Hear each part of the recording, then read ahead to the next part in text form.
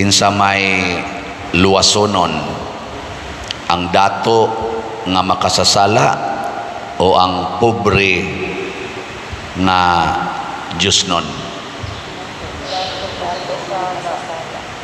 Labi na karong tinguan, ang dato gahigda-higda sa iyang balay, dako kayo, wagyo'y salibo kay may kayong pagkaatop, may kayo konkreto kayong koral. Ang pobre tagahawak ang tubig dito sa balay. Kinsa may luwasonon, ang dato nga nagpahayad-hayad lang dito sa iyang balay nga perting haya-haya bisag ang uwan perting ng kusuga, o kinibang pobre nga di gani katulog kay hastang higdaanan gisanapan as tubig gikan sa gikural sa dato, kay di naman kaagi ang tubig dito na ni sanap sa pobre nga di as kilid niya. Kanirabang pobre ha, active kay sa simbahan, kusog kay mo rosaryo. Kinsa may luwasono nilang duha? Abot lang ninyo. Kung kita'y patanahon, kung kita yun mga tao, ang luwasonon katog yung pobre, di ba? Pero para sa Ginoo ang luwasonon kadtong dato. Nga naman tungod kay tuay daghang yawa sa ilang balay, ang dias pobre di ay daghang Ginoo.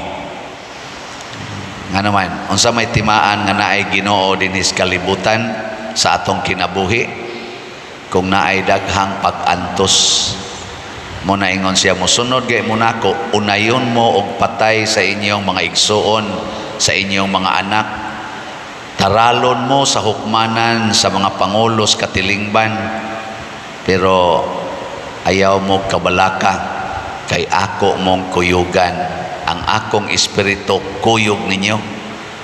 Mo na kung tanaw na itong kinabuhi sa mga nagsunod sa Ginoo, sama ni Jose, kaning dinhi sa anak ni Jacob, ang gihisgutan sa unang pagbasa, gibaligya siya ngadto sa Ehipto isip ulipon, pinaagi sa kabuang sa iyang mga igsuon, katong napo niya ka igsuon.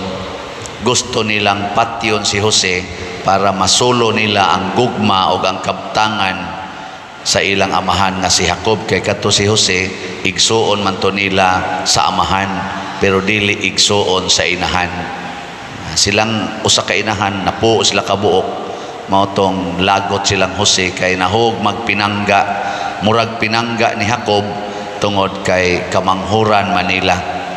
Pero si Jose sa dihang gibaligya siya ngadto sa Ehipto, gadala siya sa Ginoo, diha siyang kasing-kasing o gunahuna, di gyud siya magsupak-supak sa mga ipahamtang niya sa iyang isig katao. Pasabot wa siya mohunong sa paghigugma sa iyang isig katao, bisan pa man ang iyang isig katao nga mao ang iyang mga igsuon gusto nang mopatay niya. Sige, ligingay mong tupad ingna kung naay mo patay nimo imong higugmaon. Gikano ingna kano. Ingna kung naabay gustong mo patay nimo ba imong higugmaon? Na wa mulingi. Kana dili na sila mo higugma, mao nay mo patay.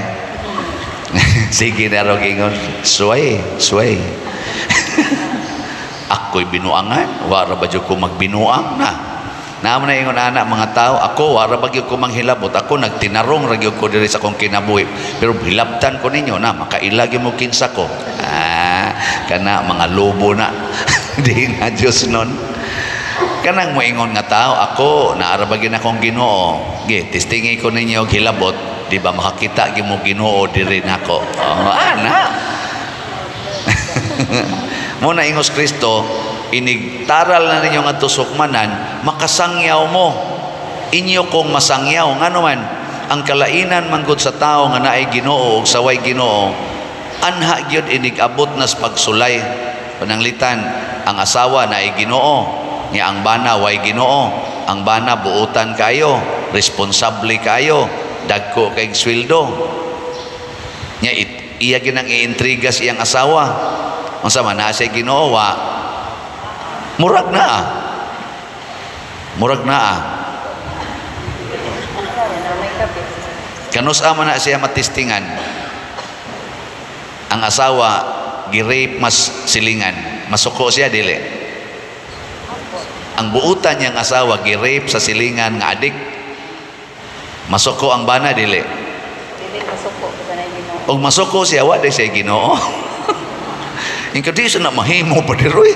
Kabuutan na akong asawa. O niya, ako nagtinarong sa ko niya gibinuangan mo. Buang ka diha imo nang pasagda. Mao na. Diha makita na abad jud kay Ginoo. Kaya ang naay Ginoo di gyud masuko, muhilak lang. Sige, kamo mga bana, una-una ako no ninyo. Imong asawa gahilak in town kay kunis-kunis sa silingan. Gitabangan pag yun. Ana. Amo na ingong Kristo dire. Ako mong gipadala sa magkarnero taliwa sa mga lobo. Nya unsa may buhaton sa mga lobo sa nating karnero? Kunis-kunison gina. Nya ikaw nga tag-iyaan ng maong karnero, di gyud ka masuko, or ikaw baka mao'y karnero, di gyud ka masuko. Mao na siya'y kondisyon. Yang maingon ka, pastilan pa dir og maunay kondisyon nga naay Ginoo. Kinsa ra man natoy dunay Ginoo? Kinsa may di masuko ana? Bisan ganig pare, igsuos pare, binuangan sa silingan, suko no. Kana kun ang pare way Ginoo. Pero naay Ginoo ang pare, di suko. Hinomdo mo atong kuan katong inahan nga dunay pito kabuk anak na sa book of Maccabees nga ang iyang anak gianam-anam og patay sa hari kay pakanon gyud atong hugaw nga pagkaon. Nya unsa may gibuhat sa inahan, gisigihan niya gingon niya mga anak, ay kimog kaon dong, pagpakamatay lang yun. Kay ang naghimo ninyo sud sa akong tiyan, wa ko kaila. Og ang nagpadako ninyo og nagpadako nako, wa sad ko kaila. Kinsa man ni siya? Mao ni siya ang tag-iya ng mga bituon kana mga bungtod. Iya ra nang ibalik nato ang kinabuhi. Ayaw gyud supaka ang iyang gisulti. Ayaw tuo ang emperor nga matadiro. Ana siya. Mao to ang hastang iyang anak nga katong bata kayo, katong City Anyos, pagduol sa emperador naingon siya, imo kong putla sa kong dila. Iyang gidawali ang dila. Sige, putla. Di ko mahadlok ana. Kay gikuan mas mama, gikondisyon man. Gidong pakamatay gyud. Pakamatay. Ay gyud kahadlok. Ngay ka na be, lingay mong tupad. Ing na, sugot ka, magpakamatay ka para nako. Ing na ka no. Sige ba, ing na. Andam ka, magpakamatay ka na. Butan-butan magiging tupad ni mo. Kaya nisimba man na. Andam ka, magpakamatay para na. Samot na tong buangon. Ika, ngigagod. Sila pa'y buangon. Mo pa'y mupatay na ko. Na. Ngigagod nila. Kinsa man sila, nakatagiya sila nako. Pero para ni Kristo, ayaw. Og itugot sa Ginoong mamatay ka sa ilang mga kamot, pagpakamatay. Kung itugot sa Ginoo nga dili ka mamatay, dili gyud ka mamatay. Pero ang importante, pabilin sa pagsunod sa Ginoo. Muna si Jose, nagpabilin siyang nagsunod sa Ginoo didto sa Ehipto. Wa man gitugot sa Ginoo mamatay siya, kay doon na may gusto ang Ginoo nga pamatud-an na kung magpaubos ka, ipataas ka. Kung magpataas ka, ipaubos ka. In relasyon ni Jose og sa iyang napo kaigsoon, kinsa may mapahitason? Ang napo o si Jose? Ang napo mo'y mga mapahitason. Si Jose mapaubsanon. Unsa may resulta? Si Jose nahimong gobernador sa Ehipto, next in rank ni Paraon katong king of Egypt. Og mao ni ron ang istorya sa atong unang pagbasa iyang gidala ang iyang mga igsuon ug ang iyang ginikanan ngadto sa Ehipto. Way ni reklamo, gipasugat pa sa mga karwahe ni Paraon kay pinangga kayo si Jose dito sa Ehipto, bisan kung ang iyang mga igsuon buot mo patay niya. Iya lang yapong gisagop ang iyang mga igsuon, nagpabilin siyang buutan ngadto sa mga buangon niyang mga igsuon. Napuo ko ni kabuk ni suway patay niya. Kung naa na kas maayong kahimtang nya kanang napuo ka tao gusto nang mo patay nimo, imong papuyon sa imong balay? Kamo ba? Una-una ako no.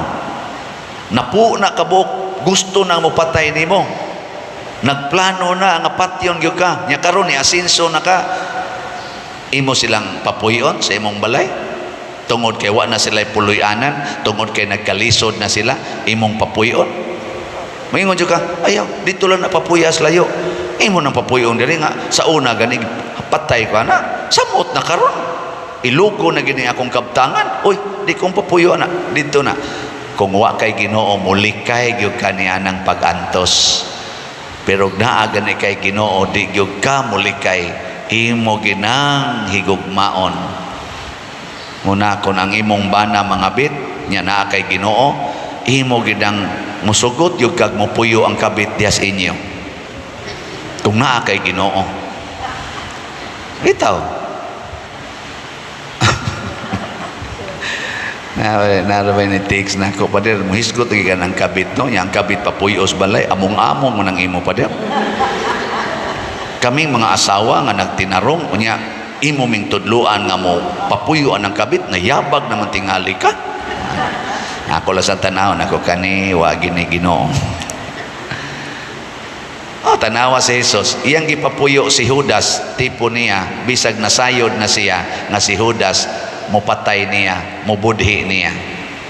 Iyang gihatag ang authority sa simbahan dinhis kalibutan ug ang Yahweh sa langit ngadto ni San Pedro, bisan pag si San Pedro na makak niya og katulo, gidison siya katulo. Iya lang gyapong gi-entrust ang simbahan niining bakakon nga tao. Iyang gihimong apostol para musangyaw sa maing balita ngadto sa mga dili Hudiyo. Si San Pablo nga nagsigig lutos sa iyang grupo gani, gipapatay ni San Pablo si Esteban, si San Tiago ipangpatay, pero gihimo gyapon niya si San Pablo nga apostol para sa dili mga Hudiyo. Musalig ka kana, gipatay ng imong igsuon nya, musalig pa kaniya nga mo'y mo dumala sa imong negosyo or sa imong kalihukan. Moingon ka, pati na, oy, pangitag tao nga nahigugma, bisan ako diri. Wa sa tingali ko'y Ginoo. Nga, ipiyal na ni mong kuhan. Ang dini simbahan, ipiyal na ni mo sa mga sakristan nga gisunog ang sakristi. Kay gadua sa kandila nya mo na imong ika kamo dong ha, kamo take care din niya. Oy, papahawaan na. Di ba mo ang ginatong normal? Kay di ba mo tay Ginoo? O na importante kay butangan nato Ginoo atong kasing-kasing. Maglibo gud ta. Kining tao nga naay Ginoo, mulambo gid ni siya. Nay nagpatambag nako, pader unsaon man namong among negosyo, palpak yun kanunay. Nagsigi lang yung kaut-ut, naa na sa imong tabang, maut-ut na sad. Ako dayong giingnan, kumusta mang inyong relasyon, kamong managtiayon, kay kamo may gadaan ng inyong negosyo, tubag na yung bana, kini pader, mao man ko'y magbuot, di ba pader, sa imong wali, ingon man ka nga ang asawa mo sunod gyud bana, kani may magdiktar na ko pader, na ako'y mga maing plano, iya mo kong diktar sa, ikaw sa, di masa kakasaligan, nga sa, siya, away na sila, nako, kaibiyang tamparusog bali-bali ning duha, pulos gyud way Ginoo. Ang iyang kaugalingon mo isakto, ang usas ako sang kaugalingon mo isakto, mo na magmura sila nagtag-ubuar sa ilang pagpadagan silang negosyo, alos no, los no gyud. Nako, kay di na mo ingon ba, ikaw diha, imong nang diskarte. Ako diskartes kog ako dire, na los no na. Nako paghiusa ragod mo, nya unsa man paghiusa, si Kristo mo'y sunda. Nya unsa may desisyon ni Kristo, ikaw asawa mosunod gyud kas desisyon sa imong bana sa tanang higayon. Di gyud ka magsupak-supak, igo ra kang musugyot, pero kung ang imong bana final decision mao ning niya, sunda na bisag gadugo pang imong kasing-kasing. Ana. Nya saman kamo mga asawa, okay na. Kay mo man ay gusto ni Kristo. Na kung ikaw sad bana, tagaigyod ang tanan nimong desisyon para gis kaayuhan sa imong asawa, bisan pa man og ang iyang kaayuhan sakit na para nimo. Pasabot ang iyang suggestion ayaw supaka, pero himui og pamaagi nga matuman ang iyang suggestion, pero sa paagi nga dili mamiligro ang inyong kinabuhi ngadto sa impierno. Na nanglitan mo ingon ang asawa, times 100 ang presyo anang atong kuan kanini ang produkto, imbis nga tag 100 himo ang tag 200 na kay hingwarta lagi ang asawa, diwa na mo palit kay perti namang mahala. Ang bana ang gusto niya punan lang og 10 pesos aron mahalin. Kisa mo rin mo sunod ani, kisa mo sunod ang bana ngadto sa kwan amo ingon ginang bana dai kanang imong gihimo dili na makaayo nimo, di sa na makaayo nako, di sa na makaayos tong pamilya, kay di na man na mahalin. Kay ang mga tao mo tan-aw man ginas presyo nya sobra naman kay na nga patong. Ang akong desisyon nga patungan lang ni ani nya yung asawa, gamay ra kay nas tanan, unsaon na to pag malambo na, sige dili 10 pesos, sige na lang 20 pesos, final decision. Imong giirog jotay ang imo nya katong iya wa sa tumana mingon na magumbol gitong asawa, gagamay ano, at least niirog ka. Di ba? Yang desisyon kay saban naman di nagdugo ang kasing-kasing sa asawa, pero at least naka-feel ang asawa nga mi-adjust ka. Muna akong gitudlo nila. Ambot na igugma ay baka to sila karon o baka to mga matay. Wa na mo sad mo tawag, di okay ra. So kini siya mo na ingong Ginoo nga ay gyud palipat dad-agyod ko ninyo nya ang akong espiritu mo'y magtudlo ninyo ni ana. Nya mao sad nay akong gihinay-hinaya gamit dinis ato. Mo na nga ang gitudlo sa Espiritu Santo pamaligyag slat, simple ra kaayo kay nakaingkog magsigikog solicit, magsigikog kuta-kuta aning tanang mga pamilya dinhi, tanan nga mga tao akong kutahan dinhi sa parokya og tag 20 pesos ang semana. Basin og dali ra man ting human, pero lisura pagpangulikta ang tao nga way 20 pesos di niya makuan. Sayon na kayo ang Ginoo siya. Ay nang kuta-kuta baligya igslat. Ing na ang mopalit malangit, ang di mopalit maimpierno. Kana ra gyud. Ang tanawa di ba ang tanang na malit, ang sabay na itabo, malipayon. Pasabot na experience nimo ang langit. Tanawa nang wa mamalit gyud hangtod karon. Kusmoron og naon. Sigig pangita ng kwarta, bisag na nay kwarta, di gyud mo palit. Pila ra ng 500 atong slot, di gyud mo palit kay padaghanon yung kwarta. Tanawa di ba mga kusmoron og naong dali kay masuko. Ingka kanang namalit pa di na masuko. Masuko gyapon pero dugay.